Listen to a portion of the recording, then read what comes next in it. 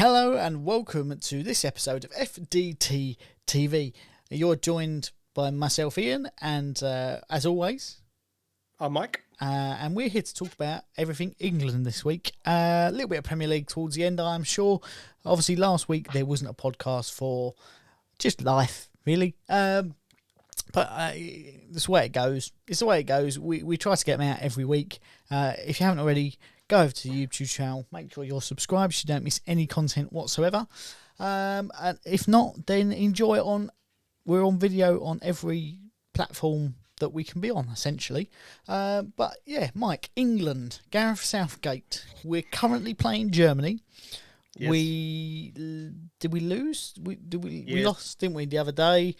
We haven't scored a goal in like 500 minutes. Yes. It's not looking good.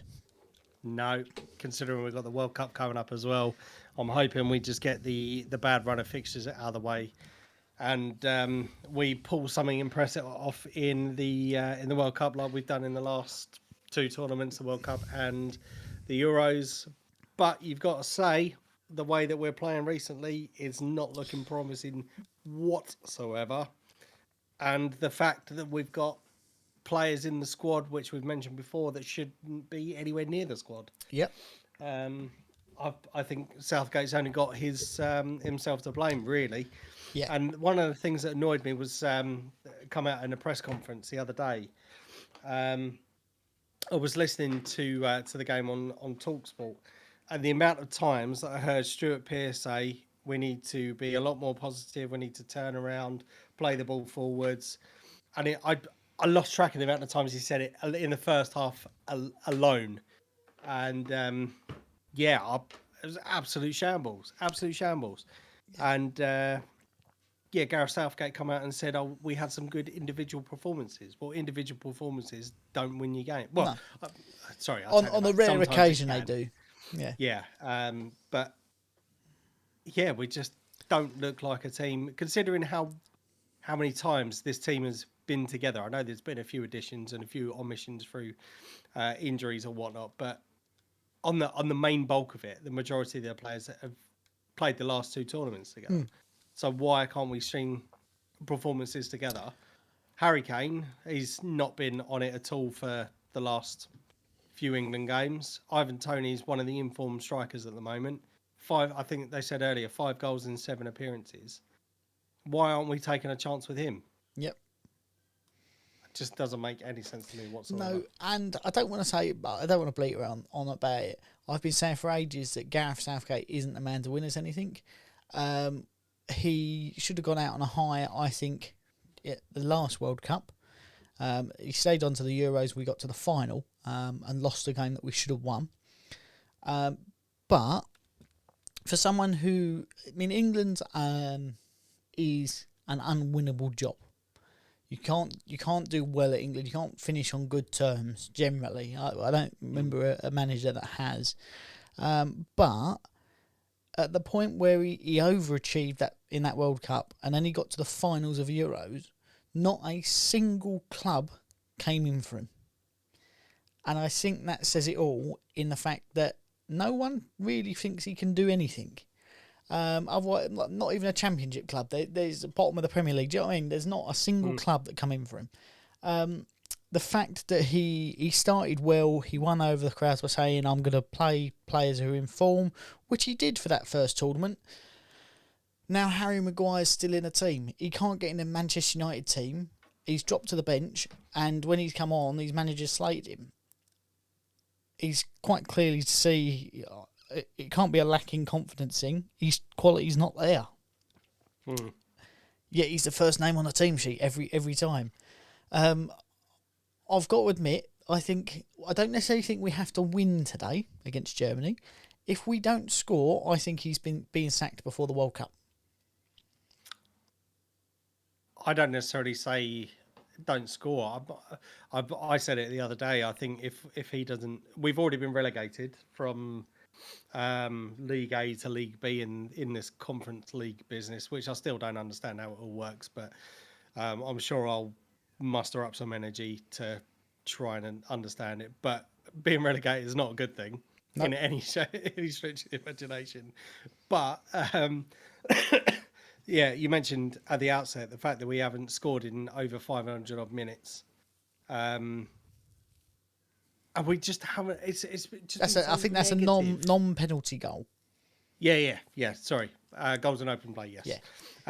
But it's been so negative, and I do believe that if we don't win tonight, I agree he will be sacked. I don't necessarily think it needs to come down to not scoring or not, but I think if we don't win, if we lose, I think draw safe, wins obviously safe, but yeah, so I just don't see it. Little bit of trivia for you: who is the only other team in the Nations League that haven't scored a goal in open play? It's gonna be someone obscure in it. Like, it's not Gibraltar because I know they scored the other day. There's England and one other team. Denmark. San Marino. Oh, fucking of course. The only other team not to score from open play. They've got, yeah. So that's the level we're on. Yeah, I mean, I can't get excited about England. I just can't. I'm sorry, it can't happen. Yeah, you know exactly what's going to happen though, mate, because we've said this over God knows how many years now that we've been doing this. Every time it's like international breaks and these stupid friendlies, we're like, oh no, just no interest in it whatsoever. And as soon as it gets to the tournament, granted, I think it's more the tournament hype and we've got football for 30 days solid or whatever. Yeah. But we always seem to get suckered into it, especially when we're doing well. And we have done well over the last two tournaments. But we've obviously had these discussions already outside of the podcast that you don't think that we'll get out of the group stages. No. And to be honest, I'm tending to agree with you. I think especially on the last few performances. Yeah, I think it'll be a complete shambles. And yeah, we'll go out in the group stage. It's just unless based on the fact that Gareth Southgate is clueless, the only way we possibly will is if we get a new manager in. And I know Graham Potter is odds-on favourite, but he's just taken the Chelsea job. He's not going to take that. Do you know who I think we should get in? Sam Allardyce. Sam Allardyce. And I know you laugh. He's not doing anything at the minute. He's the only England manager with a 100% win record.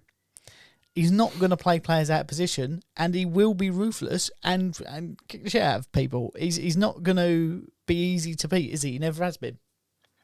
Yeah, but could you see the FA forgetting what's happened in the past? Yeah. I personally can't. No. I think they did that because they had to. I think that they would have been drawn into much more if he hadn't. I think he should come back in. Big Sam. It would be nice to nice to see him get a fair crack of the whip. Here's the thing, right? You know this trophy that we do for predictions, this one that's like sitting on my mantle here. If we sack Gareth Southgate, bring in Big Sam and win the World Cup, can I keep it regardless of the scores? Yes, I will buy a new trophy. Because that would that not be the ultimate prediction?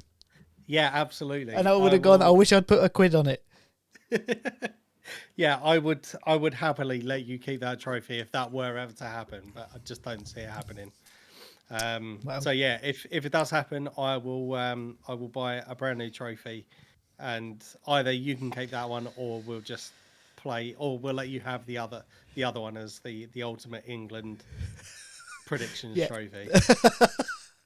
So, with that being said, obviously we are going to the World Cup. Unlike Italy, who we lost to the other day, who's your goalkeeper? For obvious reasons, I would go with Ramsdale. Yep. Depending on if Jordan Pickford's back from injury or gets injured again. But again, he's another player that's, I suppose, in the last tournament, especially, has not been playing very well for club, but for country has definitely pulled it out of the bag. And some of the performances I've seen out of him already this season, I do think he could be a contender for number one. Yep. But obviously, I will go with my boy, Aaron Ramsdale. I have to agree with you, Ramsdale for me. If now the only caveat to that is if Pickford plays like he did against Liverpool for the rest and up until November, which is only what 2 months, then he deserves to be number one. Mm-hmm. If he doesn't and he has a bit of a torrid time, then I think it's got to be Ramsdale. I don't. Nick Pope is all right, but he's. As people have probably already seen in the Germany game, a bit sloppy with his feet. Dean Henderson is, I think, potentially the best goalkeeper we've got, but he's only just started playing at Forest, and he's not. It's a struggle for him. If he'd managed to stay at Man United and be number one there, which I think he would have done, then I think he would have been in with a shout. I don't think he gets in, if I'm totally honest with you. And the other question then is right back, because you've got Kyle Walker, you've got Trent Alexander-Arnold, you've got Reece James. Who else you got? Ben White. Who knows? Well, Ben White didn't get called up for this round of fixtures, did he? In terms of the squad, but Harry Maguire did. Yeah, good point. I would say, purely on the basis that he has got a right foot on him in terms of shots. We've seen him on free kicks and his ability to play crossfield passes on a sixpence and loves a whippage of a cross. I would go for Trent. That would be based on the current selection, but I do caveat that as well. You kind of have to look at where Liverpool are, or me personally, you have to kind of look at where Liverpool are in terms of league position, how many goals they've conceded, and by that logic, if Arsenal are still top by the time they go to the World Cup, you can't ignore Ben White. Yeah, especially because I think he's only missed one game from recent injury he picked up.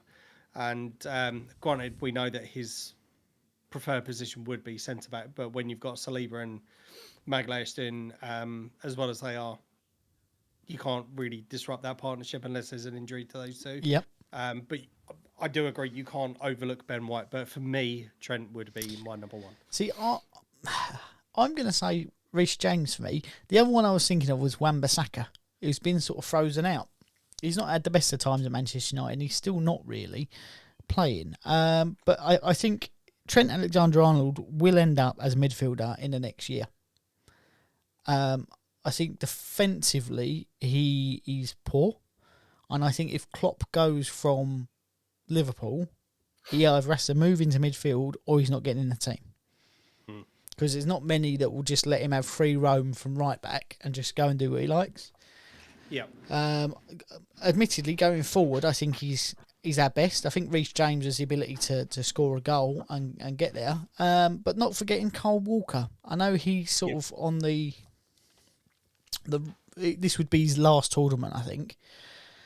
But has the pace to get himself out of trouble, but also has got that sort of old head on him now. He's got that experience, and yeah, I think his name will be in with a shout for the squad, certainly. Maybe not starting, but certainly for the squad.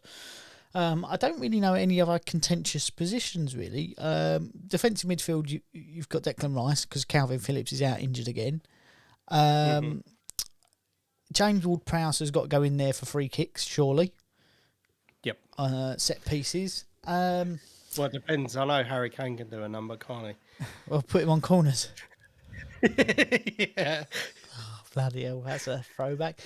But other than that, you the team sort of selects itself. Up front is the only place where we're sort of blessed with options. Yeah, I mean, you've got Harry Kane. Okay, yes, he's up there with Premier League goal scorers. Yes, he's going to get you 20 goals a season, but he's never really produced an international tournament. A bit like Rooney, if I'm totally honest. In the minnow games against San Marino and Andorra and whatnot, he'll score 7 goals, no problem. But in a tournament, I mean, last time he won the Golden Boot, he didn't score a single goal from open play. It was all penalties, wasn't it? Yep. But we've got the likes of, as you said, Ivan Toney. You've got Tammy Abraham. Rashford started the season well, although he's injured now. There is a wealth of Andy Carroll. I mean, he's signed for Reading, I think, so put his name in the hat. You've got a wealth of talent there that's raring to go, but yet we always seem to draw back to that same team. And is that just down to Gareth Southgate going, he's played for me before, he knows what I want him to do? Or is that down to the fact of he's not brave enough to take the risk and then go, I got that wrong? It's kind of a damned if you do, damned if you don't situation. I think you see the same with even club managers. You see it on social media constantly. Yep. If you have someone that's not playing particularly well, and it's like, well, why hasn't he played such and such from the youth academy, or why hasn't he gone for this person who's banging form? And then you on the flip side of that, if they do go, well, such and such isn't playing very well, but historically has got you 20, 30 goals a season or whatever. Yep. Going through a bit of a shit patch, and they then throw in academy player or unknown or lesser known player who's in form, but ends up having a bit of a crap game or doesn't score these opportunities. The manager then gets pounced on again. So it does make it very difficult, but you can't just rely on the ones that you've had previously. It's like a car, for example. I know this is like a really obscure analogy that I'm going to draw on the fact. You could have a car you've had for X amount of years. It's done 130,000 miles. Yeah. And you have the opportunity to upgrade to a newer, shinier car that's done a lot less miles. You could stick with what you know, and the car potentially breaks down because it's done so many miles for you. Or you can go for the shiny new car, which is all very nice to start off with, but could quite easily break down. And you're like, oh, why didn't I stick with the other car? Do you know what I mean? Yeah. It's such a weird analogy, and I can't believe I've just said that on a podcast. But I think it makes absolute sense. So, yes, it's a kind of damned if you do, damned if you don't. I personally would like to see something new just to mix things up a bit. Yeah. Obviously, the strategy and tactics and stuff that he's done certainly over this Conference League over the last 6 or 7 months or whatever has not worked, and it's obvious it hasn't worked because we're not scoring goals. We're not even looking remotely threatening. So yeah, why not fucking mix it up? We've already been relegated. Now here's the thing with us being a defensive unit. It's all well and good if you're grinding out results and winning 1-0, but we haven't been. I think the majority of the England faithful would be happier if we threw sort of 9 men forward constantly and constantly went for the attack and the goal and tried to be decisive, and we lost 3-0, but we was exciting to watch because every now and again we win 15-0. Do you know what I mean? I just feel like we have very much an attacking team and the ability to be able to score lots of goals, and he's doing that thing that David Moyes does at the minute, which is, oh right, we're going to sit back for the first 60 minutes and then we're going to try and get something. And it's frustrating to watch. It's really frustrating to watch, and I don't know if, do you know what? I don't know if I'm going to watch any England games at the World Cup. I will watch the rest of the World Cup because the kickoff times are reasonable, and actually there's some teams that I'm excited to see, but I don't know if I can bring myself to watch them. That's what I'm saying. Come the start of the tournament, mate. We'll be boycotting it right up until the tournament, and then he'll come here and we're like, oh, watching the England game. And I think it will very much go. If we lose that first game, we're going to be like, nah, fuck it. I don't watch any more of it. But that's the thing, is Gareth Southgate could have walked away a hero a year ago. He chose, or just under. He chose not to, and now he's going to leave the villain regardless. I think we need to talk about the Premier League. That is our bread and butter. And it is almost polar opposite of last season at the minute, where West Ham are sitting, bottom, if not almost bottom, and Arsenal are riding high at the top of the table. I mean, I know. I don't know if anyone sent the memo out to the new players that we're massive, and we need to be winning things. But it's I did say it last time. I did say it last time out. Everton is a game we should pick up points on, and because of that, we will lose. And we did lose. But how is it in the nosebleed seats? Oh, it's lovely, mate. It does. Do you know what? It's so weird for me to say this, because we just haven't had the level of performances that we've had in a long while. Do you know? I think we're going back to, when was it? The Leicester one, was it 13-14 or 14-15 or something like that? Well, the year we finished second, and even then we should have won it that year. But just recently we've had an abysmal time in playing, so it's refreshing because the fans are getting behind us, or behind the team. Well, I'm saying us like I'm doing anything other than predicting scores and talking about it. It's it is nice. It is nice. There's a unity around the club. There's a unity amongst fans. Obviously, you do get the occasional twat on social media saying, it's like coming out of the woodwork as soon as we lose to Manchester United. Anyone that expects us to win every game of the season is delusional. And even I've said it before, the Invincibles thing is something we will never see again. No. It's certainly in. Well, we only see it the first time because Robert Pires dived against Watford, didn't he? Well, yes. By the by, we still went the whole season undefeated. But any fan of football that thinks that their club will go invincible throughout the whole season is delusional.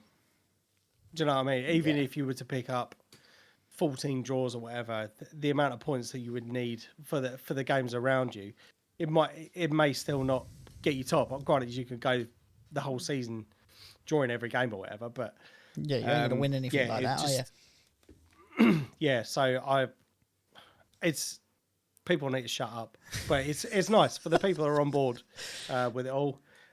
Mate, it is nice. Give it a couple of weeks, you'll lose 2 games on a bounce. It'll be Arteta out all over again. That's it. And then, as fickle fans as we are, you know that. I've got a feeling we might get relegated this year. No, I've got a horrible feeling. It feels like one of those years that we're going to be relegated. We've had a couple of good years. Things have changed in the club. Moyes has got to get removed for it to change. But I think they will leave it too late. And at the minute, there is a couple of people you could bring in. You could bring in Sean Dyche. You could bring in Pochettino. You could bring in Thomas Tuchel. I don't think they'll go for any of them. I think they'll pick out some obscure Bosnian manager from the Bundesliga third league and go, let's put him in charge and watch us get relegated. And I think... Now, here's the thing. I think the Golden Sullivan may do that on the basis of sort of a 2-finger salute to the West Ham fans on the way out. The new owner who's come in, who potentially is rumoured to be buying the remainder of the shares to the club in 2023, if we're in the Championship, it's going to cost less. So I think it sort of suits everybody all the way around. It's that sort of kick in the teeth for the West Ham fans who've been horrible to these 2 guys for such a long time. And then it's it's good for the new owner because I get a little bit of a better deal. But I hope that's not the case. I really do. But it just feels the atmosphere in that stadium will start to turn soon. To be honest, mate, I don't think you've got anything to worry about. You may just scrape it like Everton did last year, but I think you'll be all right. He's not playing the new players. I saw Paqueta come on. Didn't Paqueta start? Paqueta's the only one who started. Cornet, who come on and hit the post and scored the goal against Chelsea, doesn't start. Skamaka, who scored 3-3 in the Conference League, or is it 4 in 5? I can't remember. He scored in all but one of the games in the Conference League, not getting a game. And it's just like, come on. You've got these players who are scoring goals. Skamaka was in the Italy squad. They beat England, yet he can't get the West Ham team. What's that about? Why'd you go and spend £30 million on a striker and not play him? I think it goes back to that conversation we had about 10 minutes ago with Southgate. Yeah, but Antonio's not scoring either, is he? No. If he was on fire, I'd go fair enough. He's playing his heart out, but he ain't. I just think David Moyes has lost the plot a little bit. I think you'll be fine. I think this week will be your upturn. I don't even know who we're playing. Wolves. You are playing Wolves. The team I've been saying are bang average all season. Oh, that's not going to be good, is it? Or is it? Could this be the game that you need to kickstart your season? They sit one place above us, 2 points above us, with 2 goals better off. Should we do some... Have you got the scores from last week? Yes. Not last week, the week before. Week before. Let's recap the previous so we know where we are, and then let's make some predictions for the upcoming games. Okay, so recapping the scores. This is obviously just before or just after the Queen sadly passed away. Brentford versus Arsenal. You had a 2-2 prediction. I had 3-1 to Arsenal. Yep. Score was 3-0, so 0 points to you, 1 point to me. Everton versus West Ham. Obviously, as you mentioned, you lost the game 1-0, but we both had Everton down for a win. So you went for 2-1 Everton, and I went for 3-1 Everton. Score was 1-0, and therefore we get a point each. So the points for that week, Ian, you had 1 point. I had 2 points. Mm-hmm. So the season totals, Ian, you are currently on 17. I am on 17. I've called you. Well, we'd be tied for second in the Premier League with Man City and Tottenham. Look at that. So those are the scores from the last round of predictions. So looking forward to the weekend after the drivel of the international break. Yeah. We have Arsenal versus Tottenham on Saturday at 12:30, and then West Ham at home to Wolves. So we'll go for my game first. Yeah. So Arsenal versus Tottenham. How do I feel about this game? I've got to be honest, I'm a little bit tetchy about this one. Obviously, as you mentioned, we are sitting top of the league, and Spurs, I think, are currently in third position. Yeah. But have grounded out some results. And Son, whilst he had an absolutely abysmal start to his campaign, scored a hat-trick in his last outing when he came on as a substitute. I don't know how I feel about this one. Just on the basis that, yes, we've been doing so well. We come up against our first tough, loosely termed, I hate saying this because every game's a tough game. Our first Big Six competitor, and we lost that one. I'm hoping, granted with the additional breaks that we've had, I'm hoping there are a couple of people that will come back from injury. Zinchenko should be back into the team now. I know we have had a couple of announcements over the last couple of days as well, with a few people from injury or picked up injuries over the international break. Thomas Partey played absolutely brilliantly against Brentford, but is out again with another injury whilst travelling away on the international break. Kieran Tierney picked up a head injury. So we could be struggling in that position too. But obviously, if Zinchenko's back, we should be fine. Just have to touch wood that the likes of Gabby Jesus, Martinelli, and Saka don't pick up any injuries. I know Saka's been dropped from the starting lineup tonight, so fingers crossed. I do think we'll concede. We did well to keep a clean sheet in the last game, but I'm going to go for 2-1 to us in this one. Excuse me. Sorry. Sorry, I was not boring. No, I'm just shattered. The Tottenham are one of two teams not to have lost this season.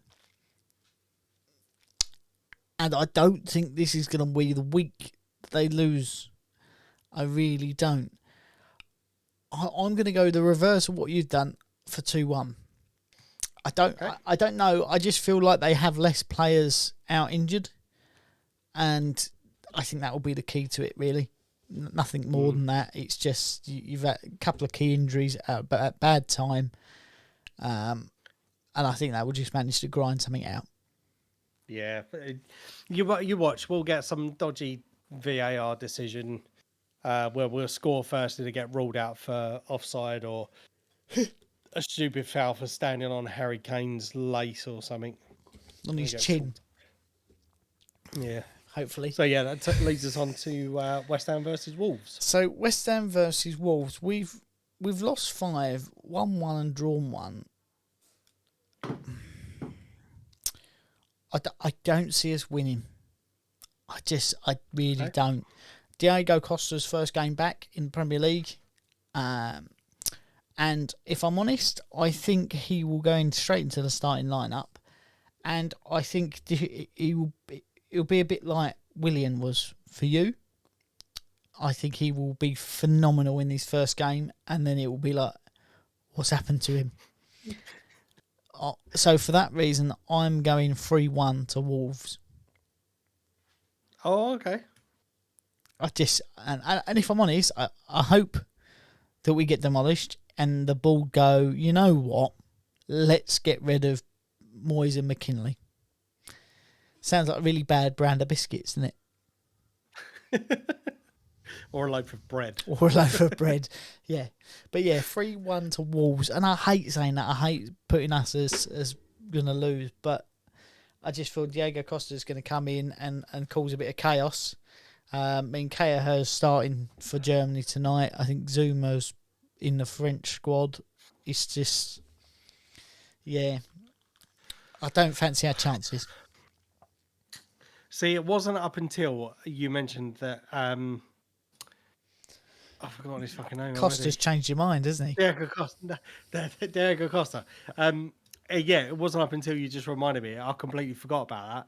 And I actually had you boys down as a 2-1 win. Do you know what? No, fuck it. I'm going to stick with my gut instinct. I'm going to go for 2-1 to West Ham on that one. Well, have faith, brother. Mate, if you book them, they will come.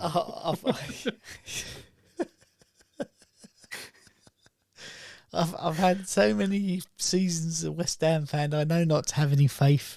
It's not. Yeah, true. When it's good, it's really good. When it's bad, it's really bad. There's no in between. Yeah, let us know what you think. Your predictions for those games are over on the YouTube channel.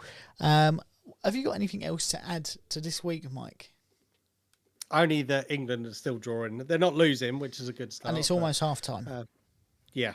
But no, nothing else from me. All right. Well, in that case, we will see you next week. Back as our happy selves once we're moaning about VAR in the Premier League. But I've been Ian. I've been Mike. Make sure you're subscribed to the YouTube channel, and we will see you next week. Thanks very much.